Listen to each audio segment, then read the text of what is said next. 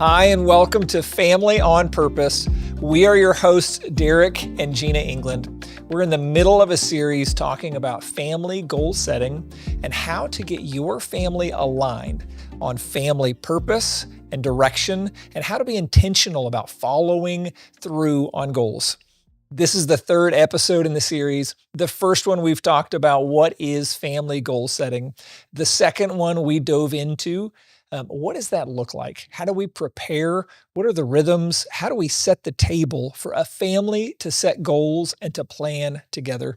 And today we're going to dig in deeper into how do we set specific goals. For somebody who has never done goal setting before or never done it in the environment of a family, how do we do that successfully? Let's dig in deeper. We are joined with Ashton Faulkner. She's the creative director here at Family ID, been on staff for about just over a year. And this is the first chance for her and her family to do some family goal setting. We found out in the first episode, she doesn't like to set goals, but we overcame that. We convinced her that this is a practice that she needs to do. Second one, we overcame the fear of how do I do it or how do I not do it right? And the third one today, we hope to give her some practical advice and you on how to set real goals, follow through, and hold each other accountable on the goals. Ashton, thanks for being here. Without everything going wrong. That's right. Without everything going wrong. Like just setting our whole family connection on fire. No, I'm excited to be back for this one. This has been such a cool thing to unpack with you guys because it's something that I've avoided for a really long time and just have not wanted to even, do with my family. It just feels like we already have plenty of things to do and I don't want to add to the list and I don't want to hit another number. Just for number's sake, right? Yeah. Like I want... but at the same time, right, I like planning and I like being prepared and I like having confidence in where we're going. Like that means a lot to me. And we kind of talked about that in the previous episode for this one. I have a lot of questions today about, oh my gosh, tracking goals. How do I even identify the goal? Like I'm prayed up. I've pre-prepared. Jordan and I are sitting down. Is that with the kids? I mean, like what's like the next step? How do we do it to actually identify goals and write them down? Good question. Lots of questions. Yeah. Always. Okay, so we have episode 2. We talked about how to pre-decide, how to pre-prepare, and how to set that environment so that you can hear from the Lord, you can hear from each other, and you can walk away with what feels like a win. Yeah. Now we do get to dive into those specific questions of, hey, I've never set goals before as a family. Do I just set all the goals? Right. Do I set a couple goals? Do I set one goal? And do I make it just the same way that I do for myself? Yeah. Or do those goals need to look different and feel different based on the fact that it's a family? Yeah, because we're not setting goals for work. That's right. I can do that all day long. That's right. That actually comes naturally and is easy for me. It's when we start talking about including the kids and me and Jordan kind of leading this ship of spiritual growth and really just all growth areas in our family. Oh my gosh, it's so easy to want to just change everything and make everything better. And and then, you get overwhelmed and you don't follow through or you just become avoidant. And so I've been in like literally all of those areas. I'm sure you guys have too in different seasons. And so, yes, like I just want to hear, what you guys do. I'm really, really interested because it's funny.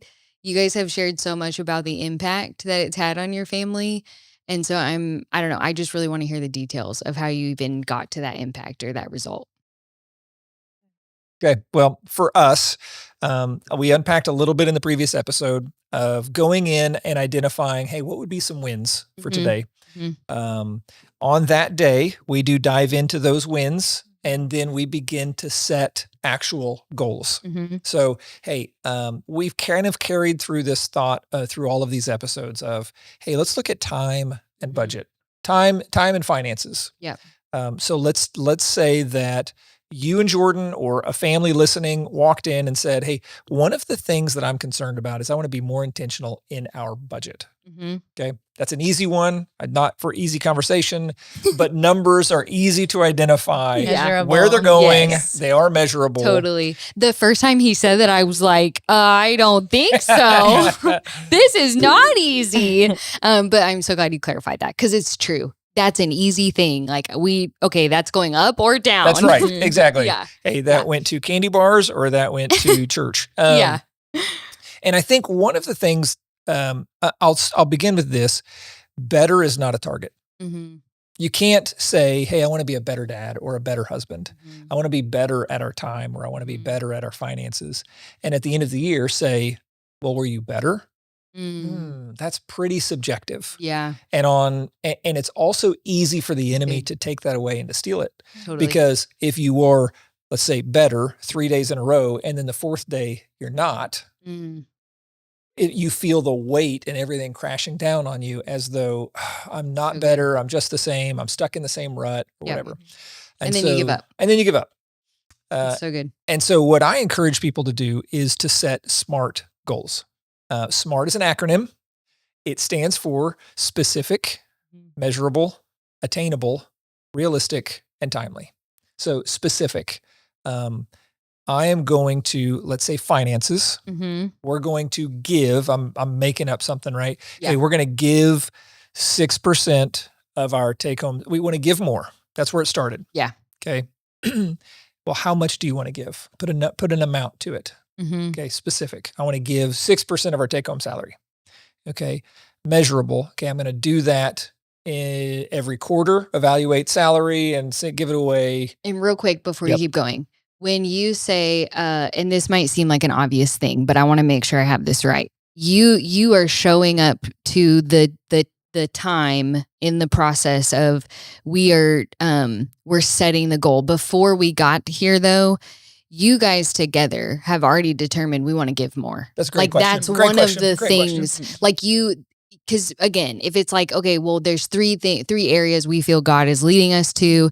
This is all that to say, during that time of prayer, what you've landed on in that time together is one of the things we want to give more. That's right. Then showing up, and then we start working through the SMART goal. Could be. I'll say maybe. I'll say maybe. Okay. Solid, maybe. Yeah.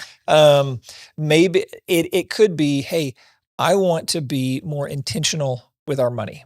Okay. Yeah. So okay, that's what you bring to the table day of. You and Jordan set aside a couple hours and you say, hey, one of the things I want to do is I want to be more intentional with our finances. Okay.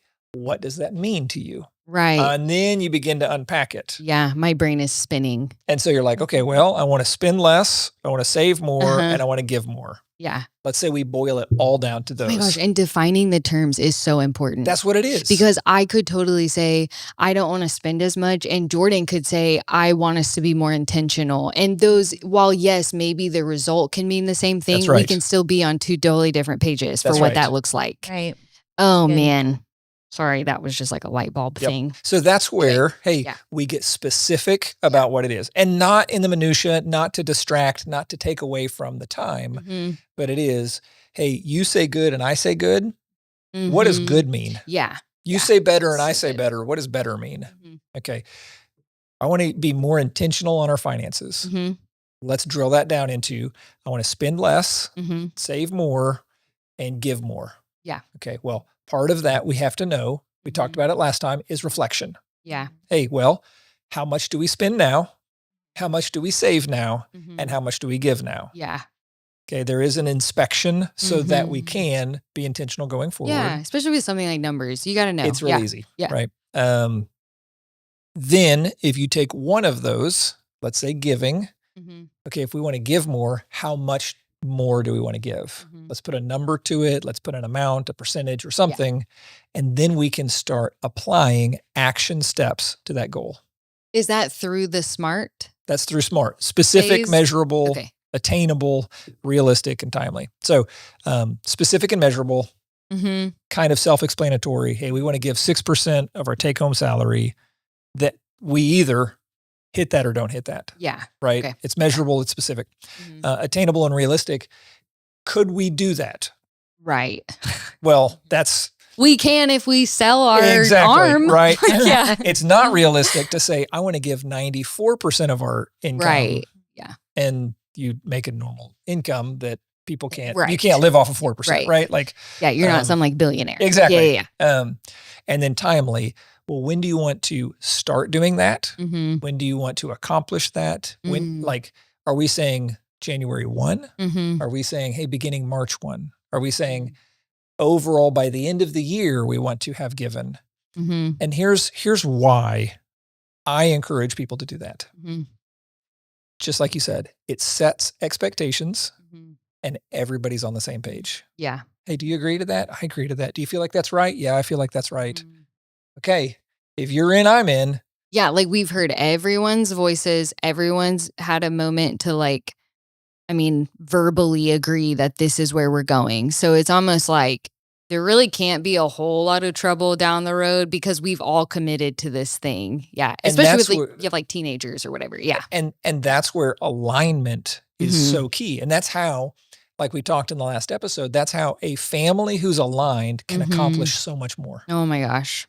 because they're all working towards the same goal. Because you don't have a bunch of stress and That's you're right. not all running around and your schedule is not insane. And there's just so many things that this speaks to, really deep issues that we see in families all the time. Even the last year, like this stuff that we've seen, it's like this really can change everything about your family to talk about this stuff and plan for it. Keep going. It's pretty deciding. Now, I'm picking on finances Mm-hmm. because it is specific and measurable to put a dollar amount Yeah. at a time. Yeah. That one's easy. Yeah. But what if it's quality time? Mm-hmm. Or what if it's, hey, I want to work on our marriage this year. Okay. Mm-hmm. What does that mean to you to work on our marriage? Yeah. How do we even do that? I have ideas, right? Like That's I'm right. not incompetent, but it's like I don't.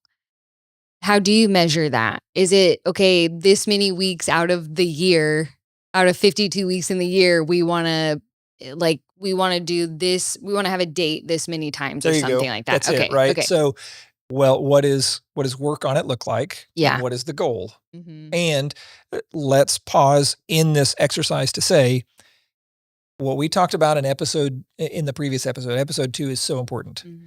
These are vulnerable Oh my and gosh. transparent conversations. Yeah. And everybody has to go into that situation on the same team. When you have to be honest. And you have to be you honest. cannot not say, like, if what you're needing is more quality time, and if there's a specific way that you are hoping for, you have to say that because you will be disappointed. Yep. No one can read your mind. I thought that for many years. It's not true. It's not true. So let's say, hey, I want to work on our marriage. Okay, well, what does that mean? Well, I just feel like we could be closer if we spent more time together, or we could communicate better. Okay, well, how do we communicate better? Mhm. And it could be, and I'm making stuff up here, Yeah. right? Yeah. Maybe it is, okay, let's add smart to it. Well, I think if we could get one date a month, just us for 2 hours a time, that would help. Mhm. Okay. What if there's counseling? What if there's, hey, I think if we could go to marriage counseling once a day, I'm kidding, go to marriage counseling once a month or once every other month or whatever it is, they could give us tools and resources to communicate better. Mhm. I believe if we could have a getaway, just me and you, no Mhm. kids, once a quarter, that would help, or whatever it is. Yeah. Or once a year, something. Once a year, whatever yeah. it is. Like right? something. Yeah. Okay, But those are the smart. identifying that, is so important. Identifying the win, identifying the terms and the expectations, and making sure when I say better, it's the same better that you mean better. Mm-hmm. Can you even imagine, like, there's been so many times where I've gone to Jordan, I'm like, everything is on fire. There's a fire everywhere, and he's just like, what are you talking about? But it's because we've had two different definitions of what something meant. And so obviously, like, have the conversation, get back in alignment. But it is that is like a key thing that has to happen is like, how are we defining better and growth and all growth, that? or what the win is. Yeah. And imagine the strength between just a husband and a wife identifying that, Mm-hmm. and now take that into the whole family. and saying, hey, husband, wife, kids, guys, this is the goal for this year. This is what it really looks like. We go back to episode 1. Hey, this is why we're doing this. And so as a result of where we want to go, this is what we're going to do. Yeah. And it should, right? It should all make sense. Hey, mom and I really want to have the best marriage you've ever seen. And we want to set a great example of marriage for you. And so we're going to make sure that we make a priority to go on a date once a month. I need you guys to help us hold us accountable to that. Yeah. Help us move forward to that. And that means we might have to sacrifice a movie night or something, a home or whatever it is, an event at home or a home night so that we can go prioritize this. Yeah. But here's the long term. Our relationship is the key relationship in the home. And if we are strained, every relationship is strained. Yeah. So we're going to make sure that this is a priority. It's good. Hopefully that all works, right? Not, hey, mom and I are going to work on our marriage. So I'm going to go buy a jet ski and she's going to go People take that do trip to it. Hawaii. People do it. Okay. But they should be aligned. Yeah. What do you think?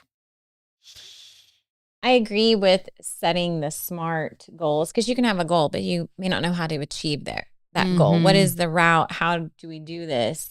And having those markers along the way. Yes, I'm trending in the right direction. I'm going towards that goal. Or, hey, this is taking me farther away from that goal. And That's good. having those priorities that, hey, if we are really honed in and focusing on, say, marriage or finances, the things that we brought up here, okay, then identifying what are those things that take away from the finances? What are those things that take away from us building our marriage? Oh, that's good. Yeah. Yeah. That's going to be a really important Because if you say yes to one thing, you're saying no to something else. Right. Right. So good. Yeah. Oh my gosh. I just had this thought of when you had said that, I was like, it's almost like if we're going to even talk to the kids about, hey, we want to have a strong, healthy marriage. It's almost like I want to make sure they understand. So we're going to do, okay, example. You're going to go to bed at 8:00 every night. And we're going to have that 8 to 9 hour of just, it doesn't matter if we just sit on the couch together and look at each other. It's like, that is our time. Right. Or in the morning, we're not watching TV and we're not doing these things until 9 a.m. Before that, you're either reading if you wake up early enough, but that's mine and dad's time together. Yep. We're not. So that's what I thought of when you said that. We've actually done that. You know, That's a real conversation in our house. Yeah. Even I think last week we had our kids go to bed a little bit earlier than they even wanted to, but hey, you can go back to your room and read, but dad and I need some time. Just to prioritize the marriage relationship in here. And I do think that knowing the why to why you're doing things makes it a lot easier. Okay, now why am I flossing my teeth? Twice a day. Oh, yes. Okay. I'm doing this for cavity so my heart prevention doesn't fail. Yes. And so when we know the why, it allows us to keep on doing that better. And then I think as the kids are old enough to invite them into, this is what we're doing and this is why, because we've all been there. We've all had young kids and then they don't want to see mom and dad leave for a date. You know, they want to hang out with us. They're 4 and 5 years old. No, we want you. And no, this and is some good. of us parents don't want to leave them.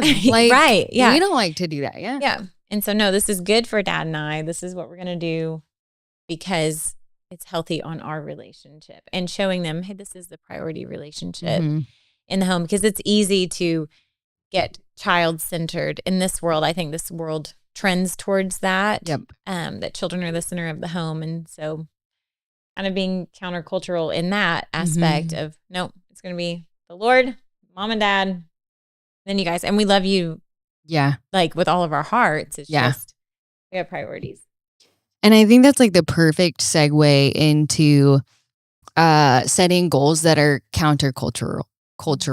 And because, and this, we keep making the joke about running a marathon. And it's because you said something that was so profound the other day, because you had talked about, if I want to set a goal to run a marathon, if that is is if that is taking away from my time with my family, I'm not running the marathon. Like, I'm not going to do that. And my pushback to that was, I know so many people that would see that as you're sacrificing your personal goals for your family. And you felt like sacrificing personal goals for your family, like, it's not sacrifice. Like, you're talk about that, because it was so good. And I wish you could have recorded it, because if I ever try to recreate something, it just doesn't happen. But Ashton, you and I were talking about, okay, for the mom that has all these personal goals and drive and dreams, and sometimes they are God-given dreams, and sometimes they are just, hey, chasing affirmation, identity,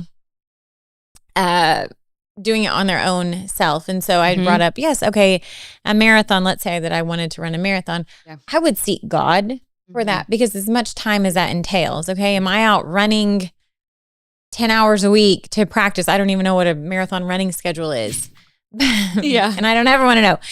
But I would seek God on that, because no, if I put that if that was a desire of mine and the Lord was like, no, this is not best right now, I embrace his guidance for me, because to me, the investments that I make in my family, like, I don't know that I could do anything better. Like, it trumps a marathon 1,000 times over. Yeah. Because that's going to be one time in my life, one event where I'm looking at the long haul, that I want the relationship. There's like these window of opportunity with our kids within our home, and I want to maximize on that and invest in future relationship with them. Yeah. And I don't see it through the lens of sacrificing or setting myself aside. I see it as just setting myself up for the future, setting our family up for the future. It's all investment and no self-denial. I don't see it. Yeah. I don't see it Which like is that. what Jesus calls us to. But you talked about calling too. Like, your calling is to your family. Right. Like, and being a I'm wife and a mom. delighted with that call. Like, every day that I wake up at home, I'm like, to Derek and the kids, I'm like, it's Christmas morning every day. I love that. For me. And I legitimately. Put that on a shirt. I legitimately mean that. Yeah. I know. What a great gift. I see my husband and my kids as gifts from God. They're not a burden to me. They're not a chore. They're not work to me. They are a gift. I get to love them. I get to disciple their hearts. I get to be his help me. I mean, these are prayers that I wake up praying every morning, like, Lord, I don't want to be their God, but I want to be everything that they need in a mom. Yeah. And I don't want to be his God. I don't want to be idolized by any of them, but I want to be his help me and meet those needs that he has from me and his wife, and the needs that the kids have for me and their mom. It's just a delight. And that's honoring God. Like, it all comes back to, like, this is what honors and pleases God. Do you have anything to add to that? Yeah, I think what you're saying goes back to what we talked about in episode 1 about finances and time. And those are both things that we spend. We spend our money and we spend our time. And it is similar to Luke 14:28, that it is, Jesus said, hey, what builder, before he begins to build a tower, doesn't count the cost? Hey, if you decide you're going to commit to a marathon, what's the cost? Right. Count the cost, because you spend your time. He was talking about money, but really it is, hey, let's look at the total project before we commit and say we're going to start something. Right. And so part of doing that as a family, your family can speak into that. That's exactly right. That's what this whole process is. Maybe they'll want to do it too. I don't know. And then it's a family thing. That's right. But that's what this whole process is, hey guys, let's seek the Lord. Let's search ourselves and say, hey, what are some things that I would want? God, what do you want? Let's bring it together and say, hey, these are some of the things that I think we could get better at. Better is not a goal. So let's put some specific goals to it. And for us, what Gina is saying is, we believe between 13 and 18, those are the most formative years of our kids. It's true. They're old enough to cognitively understand what's happening. Relationships are developed. Friendships are developed. Like, let's invest where we get the greatest reward. Yeah. and that's in our children. Mhm. Now that's not over prioritizing them. That's not making it a child-centered home, but let's be intentional Mhm. and let's be deliberate and spend time on purpose with a purpose. Mhm. And we don't know what that purpose is if we Mhm. don't have a vision or a Mhm. goal. Yeah. Hey, this is where we're going. This is how we're going to get there. Yeah. This is Yeah. when we're going to get there. It's bringing them with us. That's it. Yeah. It's not letting them lead. Yes. It's not like dragging them along. It's bringing them with us. That's Yeah, right. It's good. That's right. So good.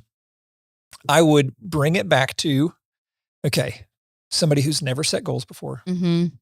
Walking in, okay, episode 1, you sold me. I need to do this. Mm-hmm. Episode 2, I get it. I need to be prepared. Mm-hmm. Episode 3, where do I even start? Right. Okay, so I had a conversation this morning with a young couple.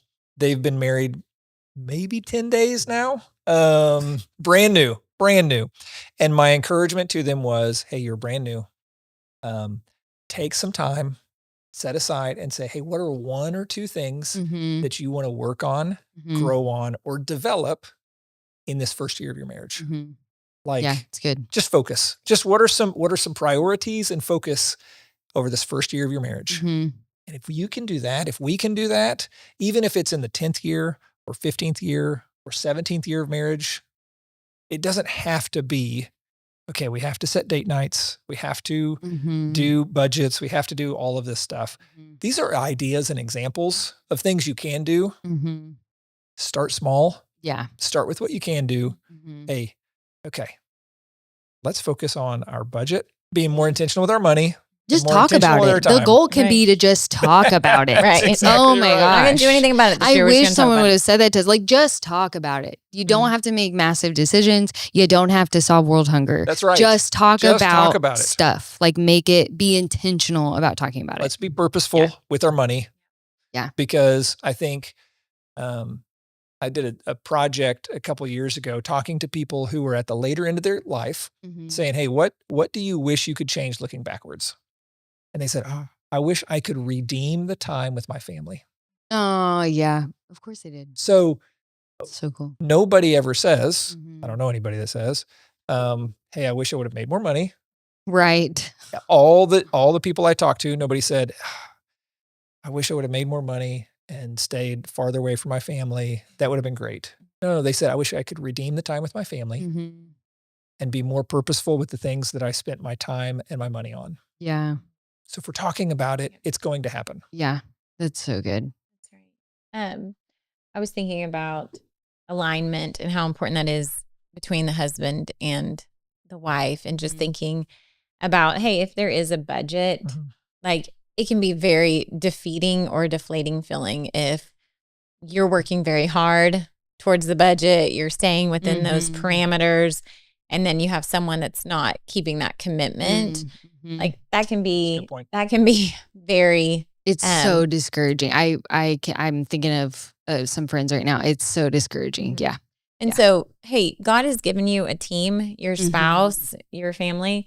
Be a team player Mhm. and Yeah. be the type of player that the teammate that you'd want your other team members to be Mhm. like, you know, Yeah. and whether you're the male setting that example leading out, or you're the mom or the daughter or son or whomever, you know, of the children, like be a great team player. Mhm.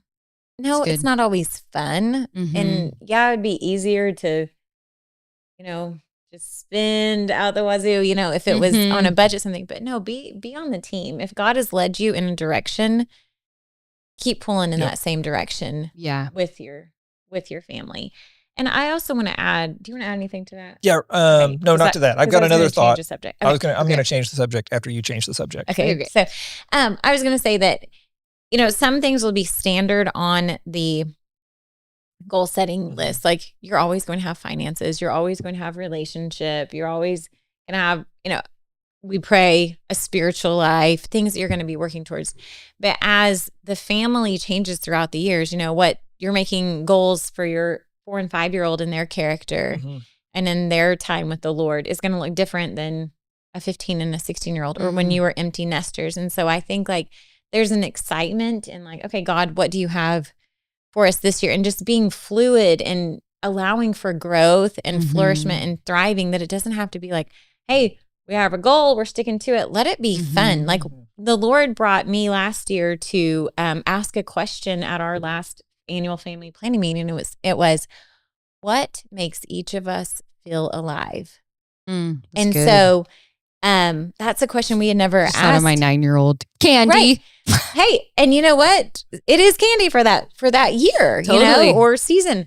One of us just thrives in music. Like music just makes this one of our family members, or a couple of our family members actually just feel alive, or being outdoors. And so, hey, how can you incorporate those things that makes a person, a family member, feel alive into that natural rhythm of your family life? So good, Gina. So it doesn't have to be budget centric. Nope. It can be life-giving centric. Hey, you know what? They love it when they are outside preschool. I'm saying not preschool, but prior to school for the day. Yeah. Hey, get out there. Yeah. Get that time. You want the fresh air? Go before that, whatever that is. And so that was a really neat question for Derek and I just to contemplate, me looking into myself. Okay, what makes me feel alive?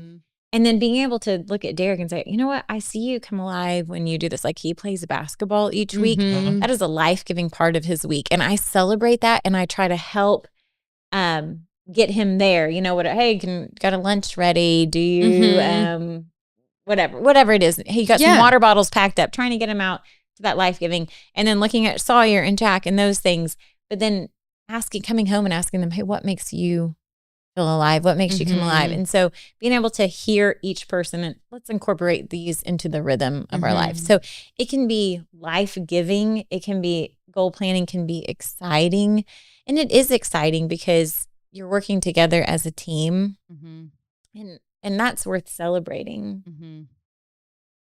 Well, that's what I was going to change the topic to as well. Perfect. Hey, set some fun goals. Yeah. Set some fun goals. Yeah. That's what I was going to say. Right. Give me some examples of that, because right now I cannot think of one fun goal.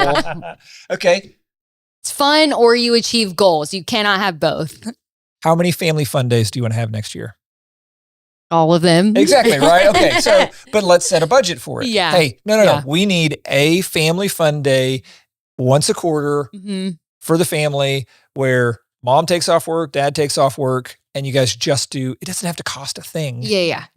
Go to the park, go for bike rides, go kayaking, go backyard obstacle course. Exactly. Whatever it is. Yeah. Hey, that's a fun goal. Gina talked about basketball for me. Hey, basketball, I need to have a physical and a competitive outlet once a week. Or you would bring it to work. That's and right. I would just be a shell of a human. He's going to make me play tic-tac-toe. But this is where we've been getting very specific about goals. Yeah. But there is a holistic version of this to where it is, and it all begins with, who is God calling your family to be? What is your identity? What are your values? Where do you want to end up? And so for me, right, I have found I get stressed, and I think most guys end up feeling this way, is I feel like we have a duty bucket and an adventure bucket. Yeah. And when my duty bucket gets really full and my adventure bucket gets really empty, I'm Can't stressed. enjoy anything. Oh man, I'm stressed. Like I'm miserable. Yeah. Every day is a drag. Hey, I'm willing to trade some finance for some adventure. Oh, that's good. Yeah. Like, because which one is more important? So let's look at it holistically and not be so laser focused or so charted 15 minutes by 15 minutes every day of the year that there's no flexibility for that. Yeah, like don't be so rigid. Don't be so rigid. That you just make your life miserable. That's right. Yeah. Hey, I'm willing to trade some of this for some of that. Yeah. Hey, let's have some fun. And I wasn't going to ask about the family ID assessment, but I think this is a great time to bring it up and it doesn't really have anything to do with family goal setting, but it has everything to do with family identity. And I think it's a great free resource that we created so that families at the very least could at least start the process of getting to know each other and getting to know themselves, which ultimately helps them establish who they are as a family, which I absolutely, it's why I came to work here. So I love it. Well, and honestly, I think it is a great tool that can play into goal setting. And here's why. Yeah. So the Family ID Assessment is a free assessment. It's 60 questions you take, and it gives an insight into the culture and dynamics of your home. And it's based on 4 core principles: family identity, family purpose, family direction, and family application. And how you sequence or how you prioritize those elements gives an insight into not the personality of your home, because a personality is personal, but the collective culture, dynamics, and environment of your home. And you have to answer honestly, not what you want That's to right. be. When you're answering, you got to be honest about where you're at today. Right. That's right. Or your results will not be. Some of those questions are like, ooh, I wish I did that. Right. That's what I did. I'm don't. like, oh, crap. Yeah. Nope. Well, and the beauty is you get a score, and then you invite the rest of your family members into it. Yeah. They take It's the so same fun. assessment, and it gives a collective score to say, hey, based on everybody's responses, this is what your family is like. And here's why I think it could be helpful is if you know your family type, then when you begin to look at priorities and goals for your family, you'll know what resonates or doesn't resonate. So for us, we are a harmonious family, which is high identity, high relationship. Hey, a lot of our goals revolve around relationship and identity on our core 4 family members, the 4 of us. Hey, making sure that our relationship level is high is important to us. Yeah. Somebody else who might be a purpose-focused family or a direction-focused family, We're right? the generous family. So everything has to have meaning. that's exactly right. That's exactly right. Yeah. So, hey, as you're setting goals or focus areas or initiatives for the next year, hey, this is why we're doing this. This is the meaning behind this. This is how this is going to impact other people in the community, society, state, church, congregation, whatever it is. Yeah. Hey, this is why. I just had like a revelation because now I know why I get so I just get frustrated about especially quality time and finances, right? We talked about this in the previous episode, but if everything has to have meaning, it bothers me when things like that go without purpose. Like I'm spending those without purpose and intentionality. And it's just so funny how that all connects back to the result that we got as a family. But okay, anyway. so idea that just popped in my head. This is something that we've done for a while, and not necessarily really, really consistently, but I like when we do it, is you're the generous family. You talked about in the first episode, finances, being more intentional with your finances as one of your goals, including building the thought of generosity into your kids, right? Yeah. So one of the ideas that I really enjoy when we do it is I encourage you and Jordan to set inside your normal generosity budget, carve out a little piece and give Parker and Nolan a coupon every month for $10, $25, $50, whatever is within your budget. That they have to decide who gets that money and why they're giving it. Can be anyone, or you're saying inside the house? Anyone. Okay. So Parker gets a $25 coupon. Yeah. And she says, no, I want to give this to the local food bank. Yeah. Okay. Because, hey, this is coming up. I want to make sure people have food for this holiday. Boom. Yeah. And then she hands it to you and you guys go make the donation, obviously. Yeah. But that builds the heart. That's so fun. And an effort of, hey, let's give intentionally. If we're going to give, you've got to pick it out. Yeah. And you've got to think through why you're giving it, where you're giving it. And it builds that behavior of, hey, a part of everything we have, we give away. Right. Yeah. That's so good. I love that. You bring me to a good point that incorporating others into our goals, that it's not so self-focused, so family-focused. It's God, how do you want me to serve your family, your people, whether it's through our time, through our money, whatever resources that we can give. I do think that is a fantastic element to keep on our family goals. So it's not so self-focused. Yeah. Like, Yeah. you know, we know in scripture, Jesus had such a compassionate heart and he has a heart for others, and we are to love him or to love others. So God, how do you want me to love others in this year? And for opportunities to get to serve together. I know that's one of our highlights. Honestly, like our favorite things are the times of the year that we've gotten to serve someone. And I'm not saying we've given lavish money, or, you know, it might be cooking a meal for someone or sitting with someone that, hey, we can tell that they need just a friend sweatpants in sweats. Always. There's always a right time for sweats.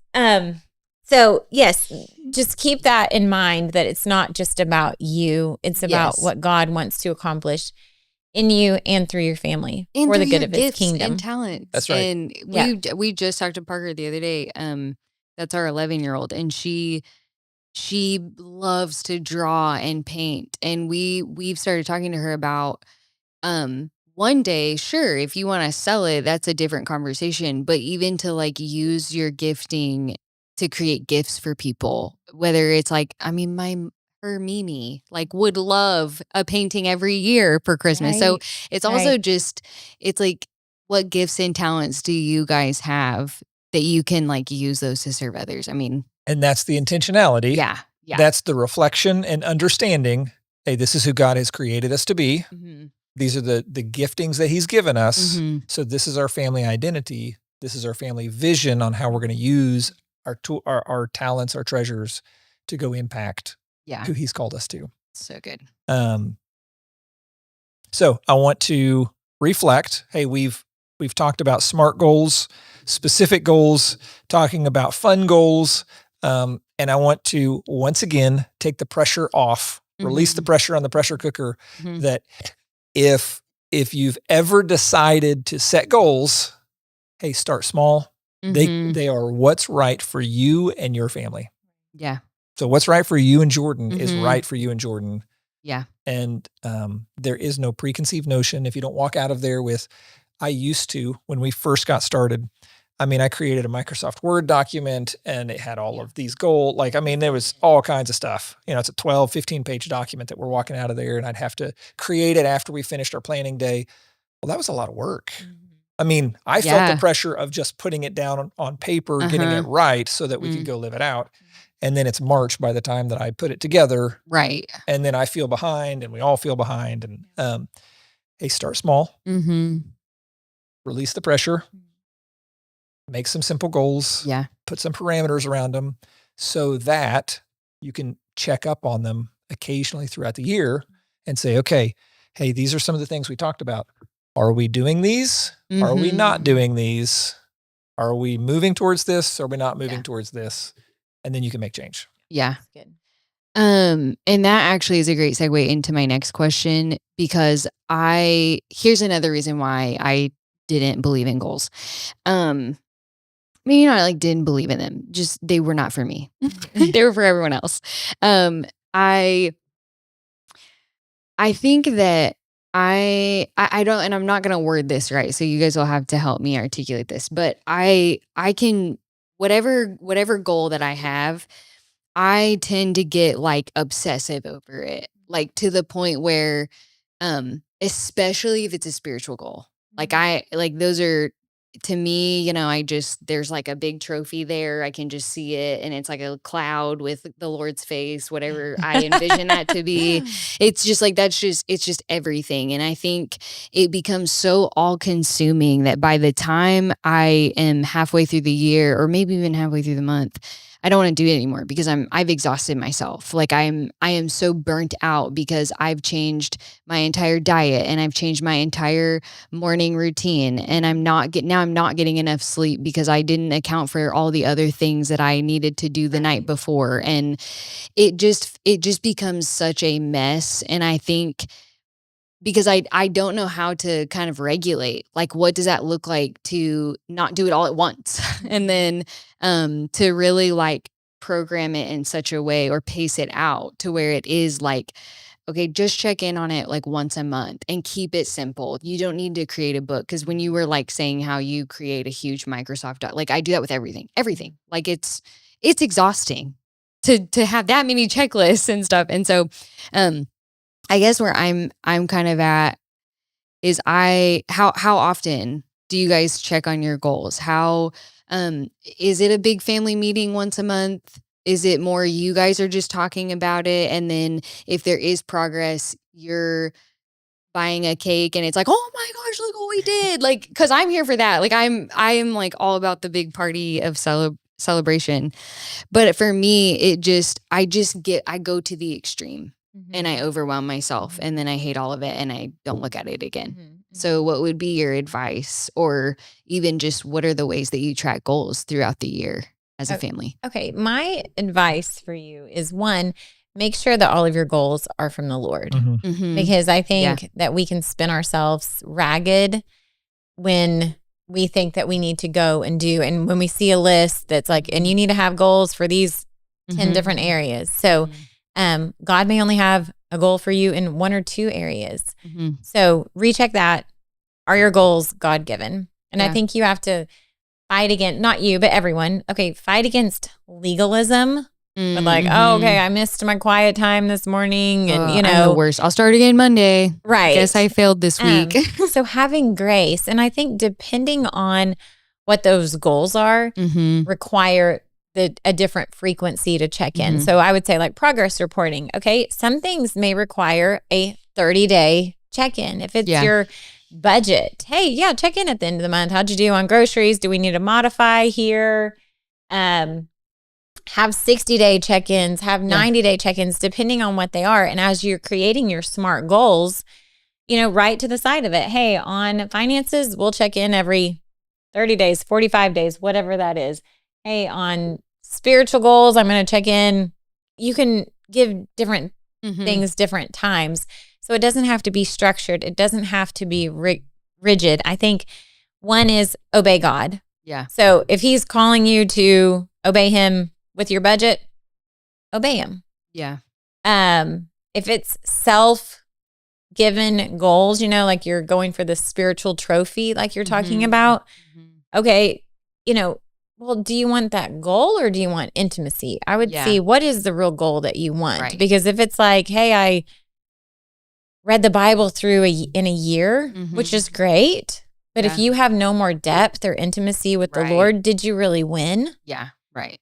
So reading words on a page instead of actually not going at your heart. Yeah.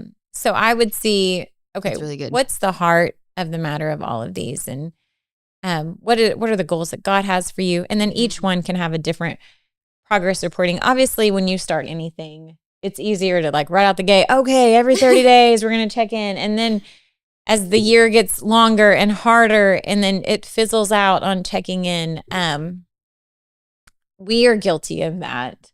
Yeah. But I think the whole thing is you get back up. Yeah. You just start again. You dust yourself off. You keep going because you want progress. You want growth. You want to be obedient. You want to go God's way. Yeah. Like progress over perfection. That's it. Yeah. And whenever you said that, I was thinking about, I think intimacy with God, like because that has been one of the things that I want to grow in the past. I have not explicitly set a goal. I want to make that clear. I've just recognized, I really want to get closer to God. I want to know him deeper.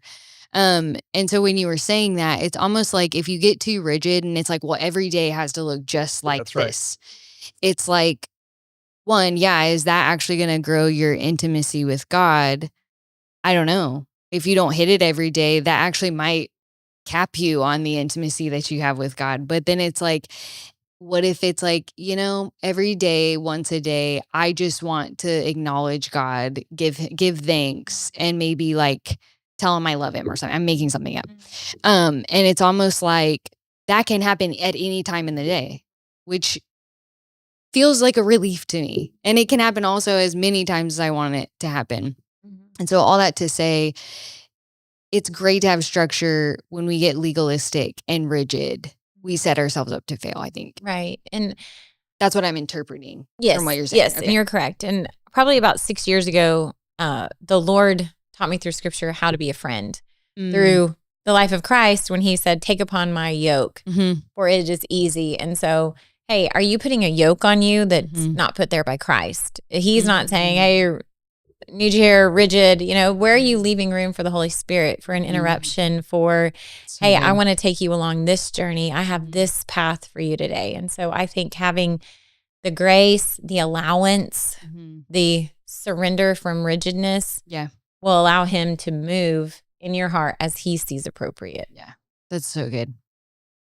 Please, you can add something because I know you got something good. I got all kinds of stuff. Let us have it. So I would say for us practically, the Family ID Prayer and Goal Journal lives on this table when we eat dinner. I mean, this is where we eat our meals. So it lives on the table. Yeah. And it becomes something that we write goals down into. And we write big, bold prayers. Big, bold prayers are those things that if they are going to happen, it's because God's going to make it happen. Absolutely. There's nothing that I can do to influence that, make it happen, change it, stop it. Like if it's going to happen, God's going to do it. So sometimes it's not a goal. That's a big, bold huge prayer for God. Oh yeah. And it's asking him to make that happen. It's not me like, oh, please give me the strength to make this unreasonable thing happen. That's exactly because that's a miracle. Like only God can do that. That's one of our favorite things so in establishing in our year planning. Hey, what are our big bold prayers for the year? And I absolutely love that. Yeah. Because if it should be a request to him, because it is really big. I mean, that's a big thing, right? It's like, how can I put that pressure on myself and my family to somehow work out all the steps to be able to create something like that? I mean, and I'm put a number on it. Like, oh, I hope that we make $1 million this year. It's just like, you're going to run yourself into the ground and you're going to destroy your family. That's right. That's right. It's just, I don't know. And I'm just making up a number thing because it's easy. Right. Like for us, maybe it's salvation of an extended family member. Maybe it's healing of somebody physically that there's nothing I can do for that. Right. Except pray and pursue the Lord and ask him, Lord, would you heal that person? That's so good. And it's not really a goal.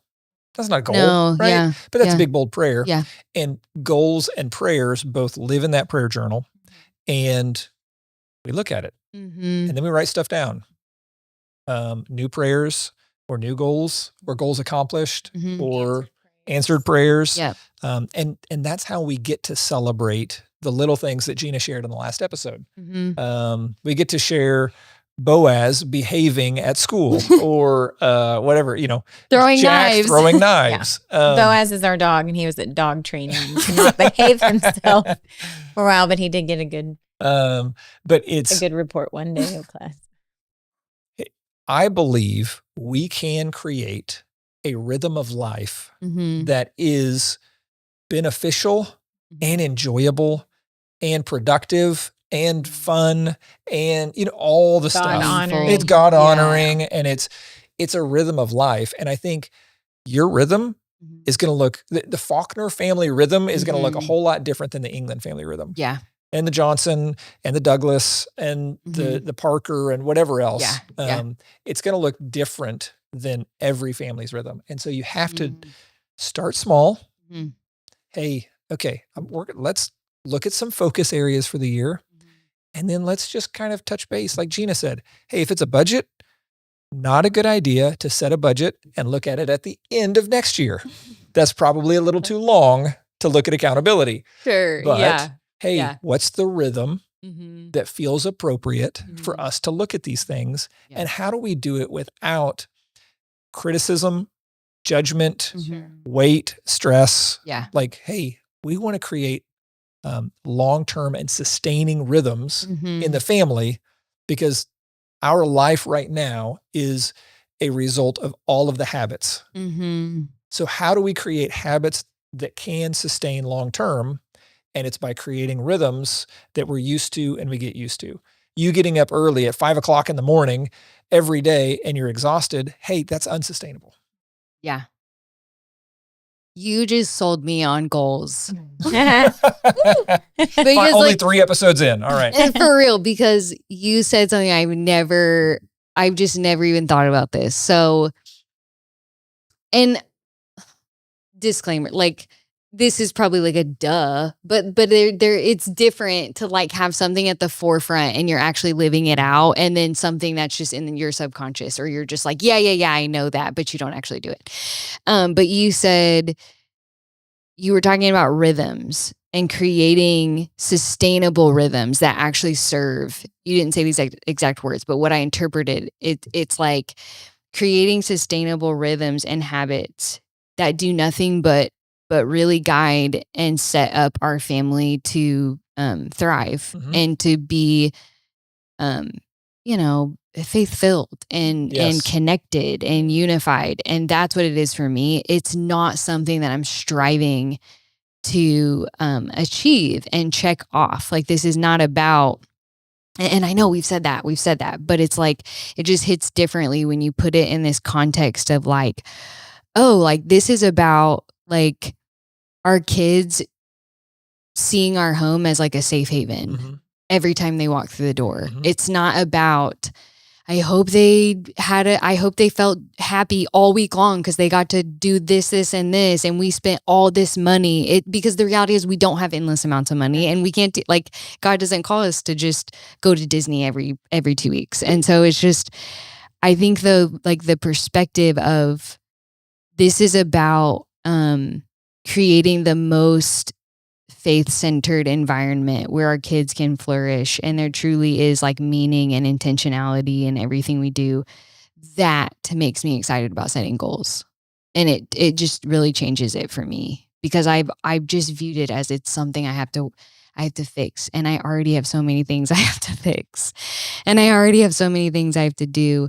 But also, I am just so tired of my faith feeling like something I got to strive for, and I got to like get right. And if I don't get it right, there's all these like terrible consequences. It's such an Old Testament only God.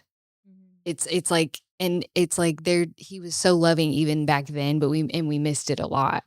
And we forget the New Testament. We forget when Jesus came along so often. And so I don't know. That's what sold it for me. Okay. I'm so glad. Yeah. Glad you came around. Yeah. And you're right. It is, we want you and every family listening to do family on purpose. Yeah. Right? Yeah. What that family as the verb there, in the sense of, hey, what family looks like for you has to be sustainable for your family long-term. On purpose. Yeah. With purpose, but do it. Yeah. It's not 15 minutes by 15 minutes. That's not a good rhythm. That's not a good rhythm. Right. So check off all these boxes. Your heart was good when you did that. That's for sure. Yeah. No, it is about thriving and flourishing, and it should be exciting. Let's be a team. Let's go in the direction that God has called us. His purposes for us. Let's make a difference. Yeah. You only got one family. You only got one life. Yeah. That's better so make good. it count. I know. Thanks for joining us for Family on Purpose. Today was a great conversation about how to set goals, create goals, and really create a rhythm that works for you and your family that is sustainable long-term. So stay with us. Join us for the next episode as we continue to unpack family goal setting and how it can be successful for you and your family, not just today, not just tomorrow, but long-term, and really make an impact in the culture, dynamic, and environment of your home.